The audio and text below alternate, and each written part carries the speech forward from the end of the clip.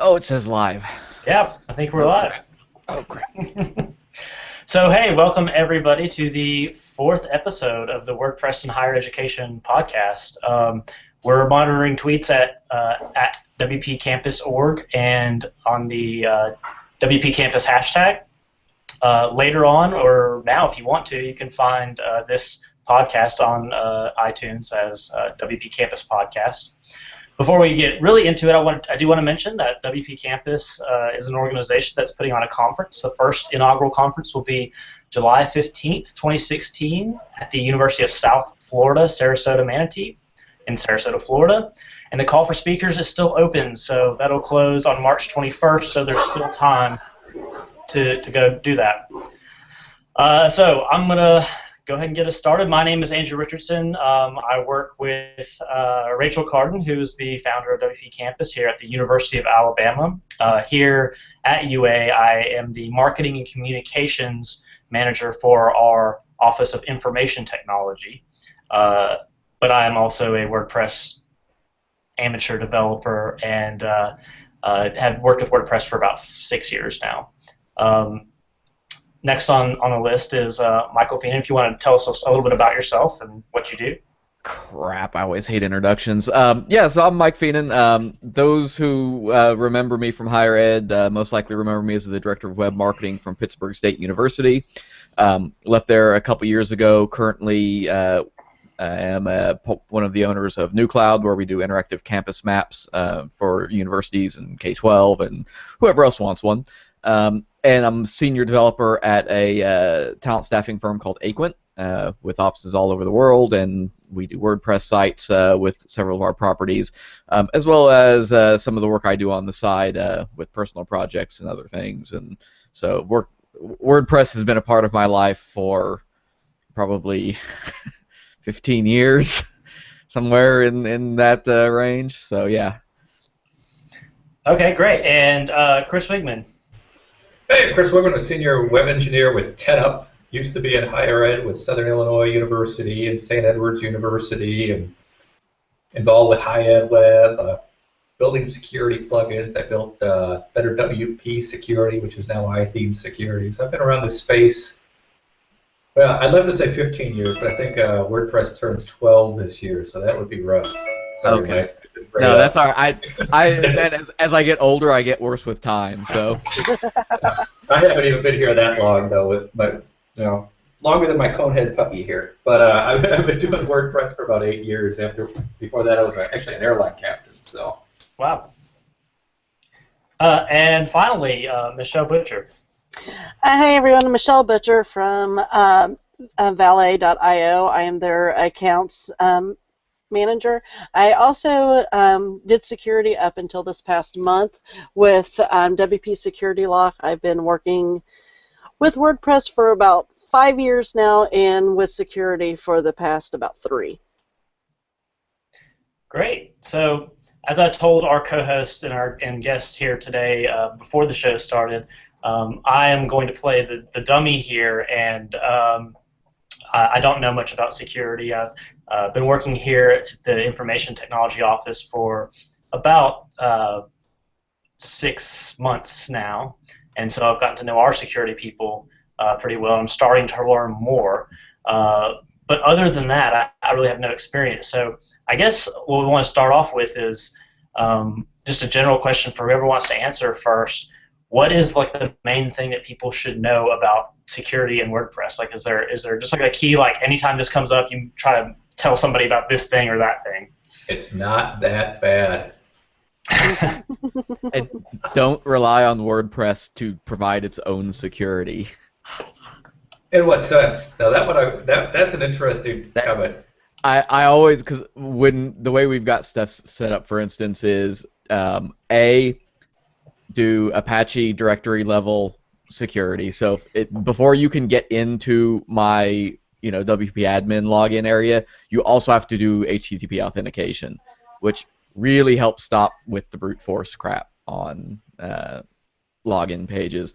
And then you can also use, if you've got load balancer or firewall or something like that, we've got some rules set up that do some behavioral tracking on the site that make sure that different IPs can get blacklisted after so many attempts, and I know WordPress itself does that, but that keeps that load from ever even getting to the Apache server level. So you're talking server level. Like I use fail-to-ban. Access. So I agree with you 100%. What scared me when you said that is one of the things that always drives me crazy about developers is they don't rely on the WordPress way of securing code itself. Oh yeah. So there's all sorts of crazy validations and things they do that just simply don't work. It drives you, absolutely insane. Yeah, Michelle, is there anything that sort of jumps out at you, or it doesn't have to be WordPress specific, I suppose, because like we've talked about, some of this is, at the server level, at the firewall level. But anything that jumps out at you that would be something you'd want to mention right off the bat? On the main level, the server level, it's also when you're building things, just not when you set up the server, especially if you're using a managed hosting service, of not saying, oh, well, I want to make it easy for everyone, so the password's going to be University of Illinois. And so everyone can remember it, but it's easy for people to get into it who shouldn't. Right. So Chris, you mentioned, or you said it's not that bad. So what is bad? I mean, what are the challenges? Like, we have to be realistic, right? So when you say it's not that bad, what is the bad? What can get you in trouble is simply developers who don't know what they're doing. The barrier of entry sometimes is a little too low, and people. It's not that that's a problem. It's just that people say, oh, well, I can easily write code, so I'll just write it without learning to do it right. The barrier to entry to put code in the thing is almost non-existent. The barrier of entry to write code well is just the same as it is with every other platform, whether it be Drupal or .NET or anything else. And so few are willing to just run with the easy and forget. Oh. Well, we just lost Chris right in the middle of that, so wait for him to join back in. I'll piggyback Sure. on his statement there, because what he's saying, I literally just lived with a theme I was working on that I inherited, that was a theme that was written recently, we'll say, within the past year, but I spent about 3 days cleaning out code and function calls that have been deprecated since WordPress 1.5. And it was just a case of the developer has always done things the way he did them. He had his code snippets he did a lot of copy and paste with, and never bothered to check and see, is this the way you should write code with WordPress now? Because there are ways of validating that. There's even like a simple plugin like Theme Check. Auto42, I think, wrote that, if I remember his name right. We'll go through and just like do a baseline scan for deprecated function calls and things like that in themes. There's a plugin version of it as well to check plugins, but it's silly things like that and old methods, old functions that expose you to things that you don't want to be exposed to in terms of possible vulnerabilities. There are reasons, whether it be security or performance-wise, that functions get phased out over time, but they leave the bits and pieces in there so that they don't just flat out break things when you upgrade. Right. That's probably number one on the list, is if you want to stay secure with WordPress, keep everything up to date. Keep your plugins up to date, keep your core up to date, definitely, and keep your themes up to date. Right. So as I'm having to re-invite Chris back into our chat here. So while I'm trying to work on that, I have another question. What would be some basic steps that, and you sort of mentioned some of them, but maybe re-outline them, some basic steps that people should take or have their group take to secure their WordPress site? And that's for either of y'all. The best thing is to keep up with the best practices. The first and foremost being using secure and different passwords every time. Only giving others access that they need, not that they want. And also, if you're having temporary people be in, only give them temporary access. Keep up on your logins. And also be very mindful of what you're putting on your site. Do due diligence when it comes to plugins and themes. Don't just pick the nice, newest, shiny object to use. And to Michelle's point about giving people the access they need, WordPress has a pretty robust actually user role leveling system, and it's not really well exposed by default. Especially if you don't go in and know how to implement it. There's a plugin called User Role Editor. I'm looking off to the side because I made some notes. Okay. There's a plugin called User Role Editor that I've been using. Is it the best? I don't know, but it's very functional for me, and it really allows you to very granularly control what people have access to from a capabilities standpoint. One of obviously the most basic threats to any site in any system in any platform is just bad players within your own environment. Somebody gets fired and you don't revoke their credentials fast enough, and so they decide to go rogue on you. We like to believe the people we work with wouldn't do that, but it happens. It is something to consider. And so if you don't have something tied into like an LDAP or Google OAuth or something where when somebody's account gets shut off by HR, their access is shut off, it's important to make sure that you haven't given them admin level access, which I've seen. I've worked on sites that people have brought me in on where they've had 20 people contributing to the site, and every single one of them was an administrator. Mm-hmm. I don't trust people that much, and so that's something to watch out for. One of the other most basic things that can be done for security that gets really overpassed a lot is updating. On a personal side, I had a site that I cleaned about 5 weeks ago. And due to they have a lot of plugins on the site and not updating, it keeps getting different vulnerabilities because they're not updating their site the way it's supposed to. It had 7 updates in just 5 weeks that hadn't been done. Right. So I know that, like, personally, and it's not really a security thing, but maybe it helps with that. I try not to use plugins at this point if I feel like I can code something myself. Now, being an amateur coder, I'm probably introducing vulnerabilities myself, and I know security through obscurity is not the best way, right? but if I've got this little thing that's doing something here that's not got 100,000 plugins distributed widely, like at least it's unlikely to be found, or at least shared. It's probably not a good method, but no, it's definitely an improvement. Never use a plugin for something that you can do natively.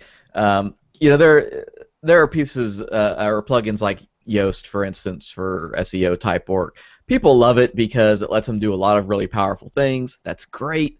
But the reality is about 90% of what Yoast does you can do with a couple functions or just some coding in your theme, and especially if you've written a custom theme to begin with. Don't overload your site with plugins, not just for security reasons, but just for performance reasons. Yeah, and compatibility, and yeah. Yeah, if it's in your control, it's that much more secure. Make sure, if you're doing that, I always recommend folks use, code repo, whether it's GitHub, whether it's Bitbucket.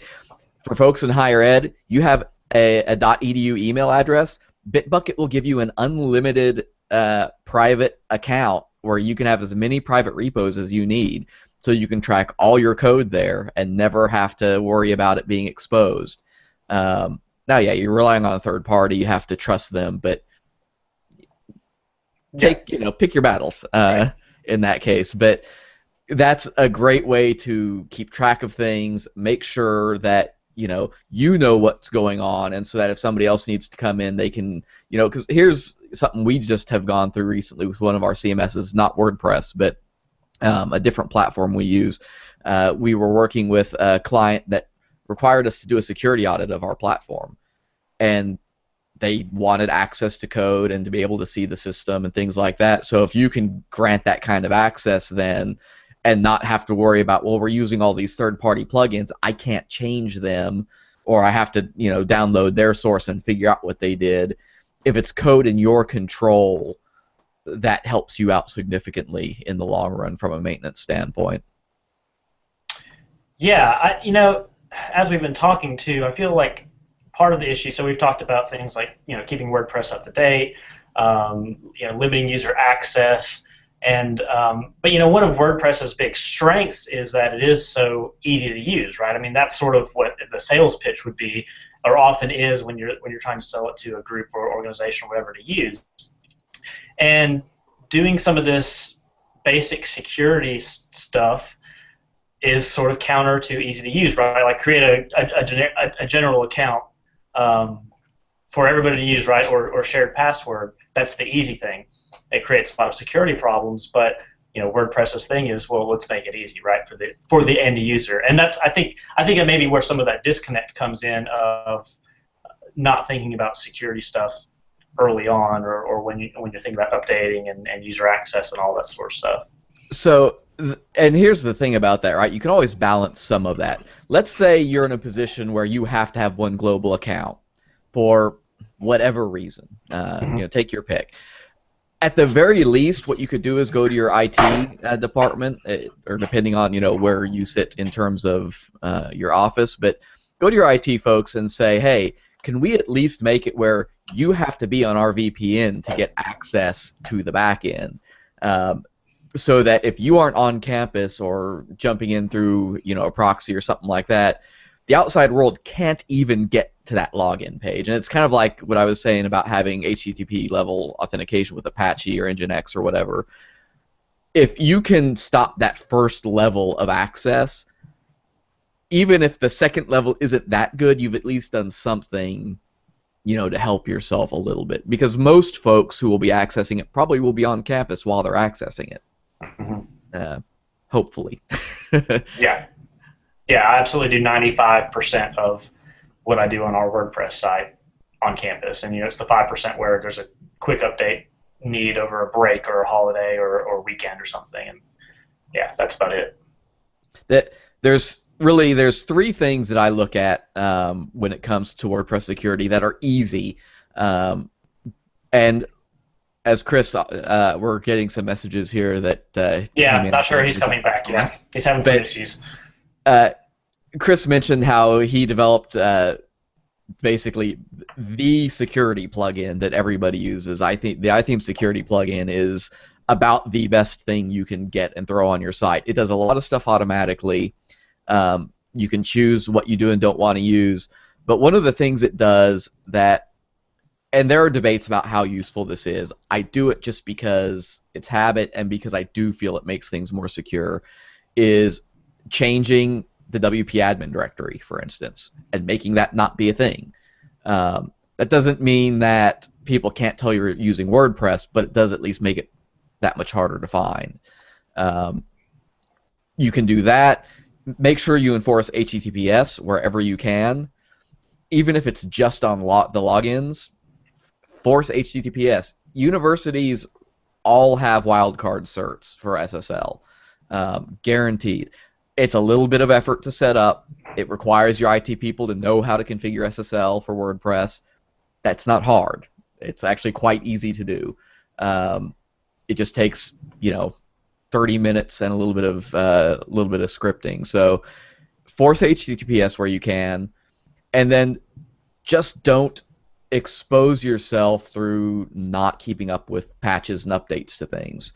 While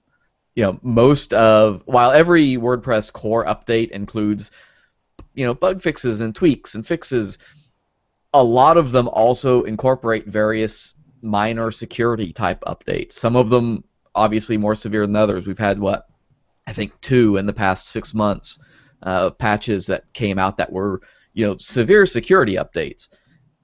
You have to be on those.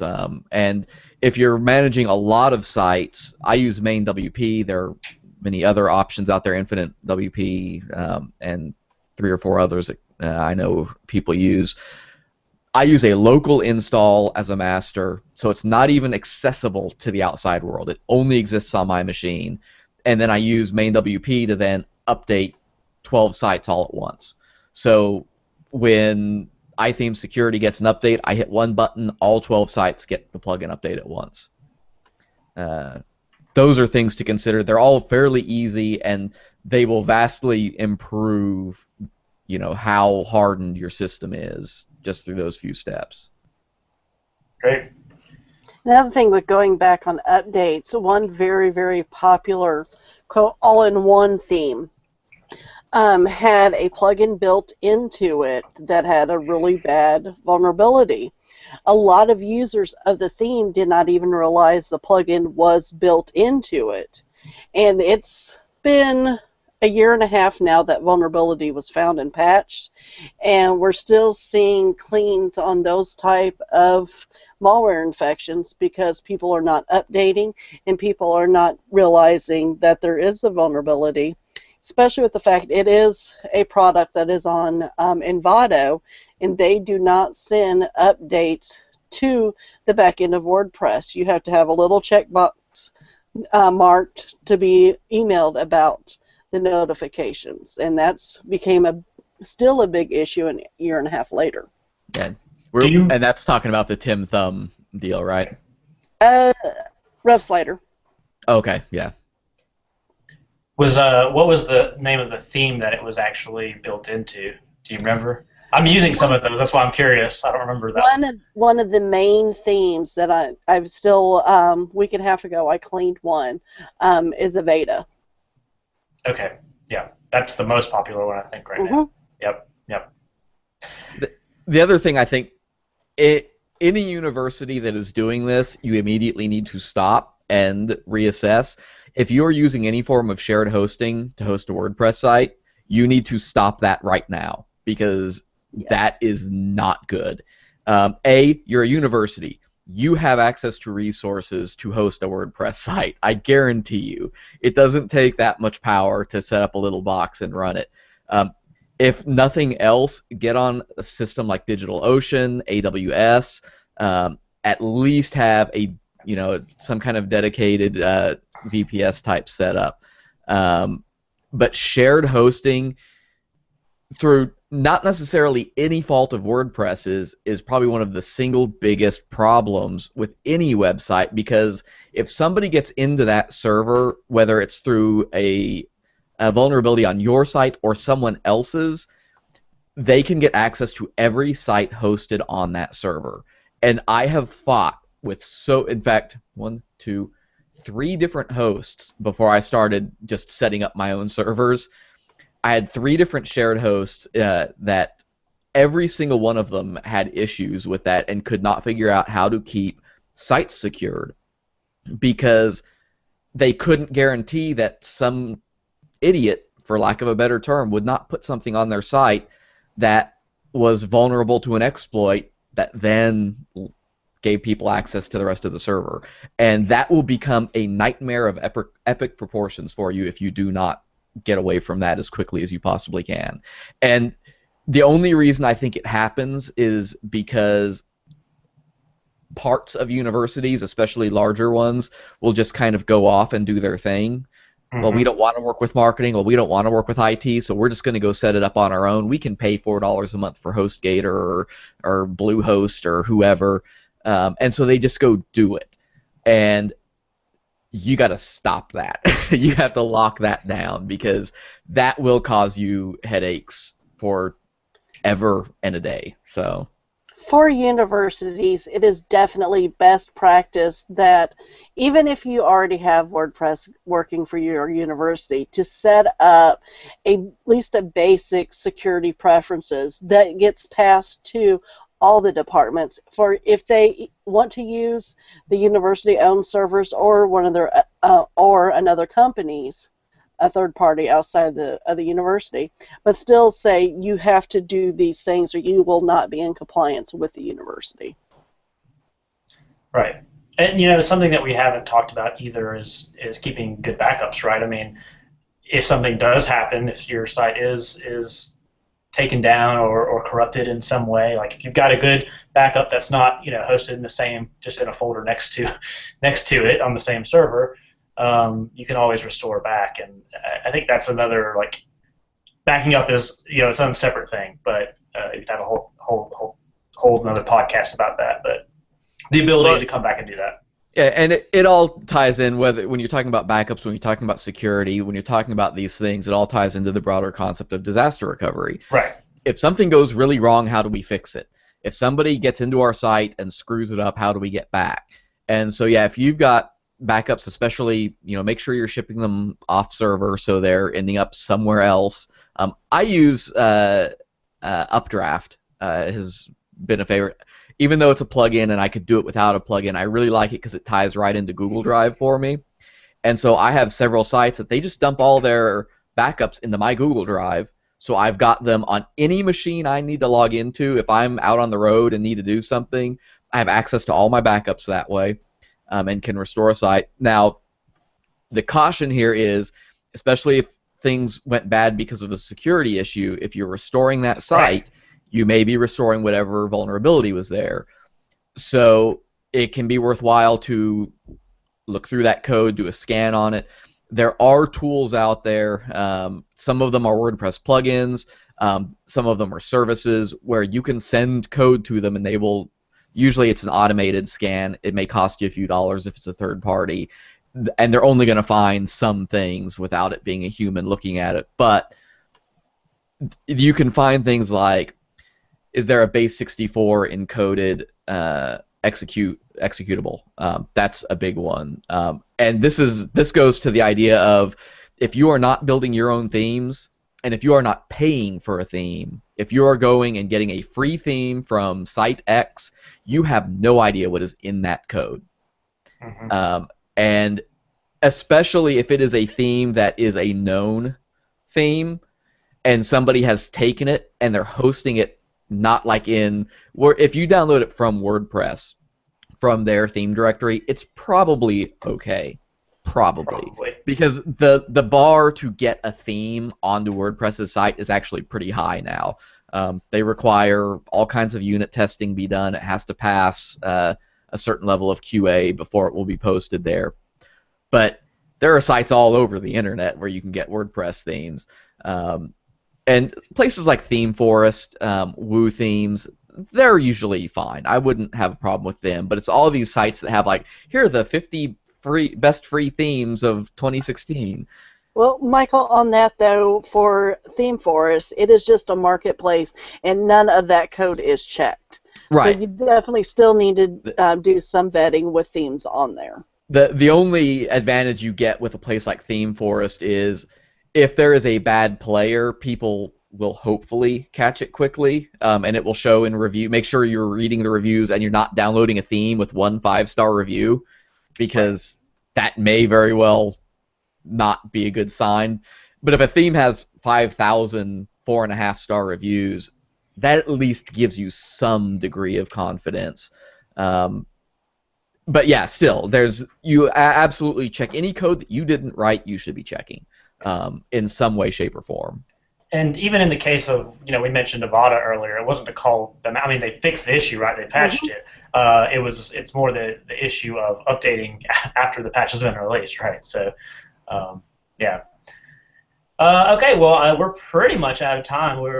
It's too bad we didn't get Chris back, but I just want to give you guys a chance if you have any final thoughts, things we didn't get out, we didn't get to, that you might want to mention before we go and say goodbye. Use Chris's plugin. It's a good plugin. I know it's not his anymore technically, but it's still a good plugin. It does a great job of at least getting you started down the path, and then you can go from there. It'll give you some baseline protections and stop people from brute forcing your site, and it can email you when that happens, things like that. It is definitely the best practices plugin out there, but also it's just the little things. Update often, use secure and unique passwords, and just pay attention. The people who are working on the sites every day, adding content, changing plugins, knows the sites better than anyone else.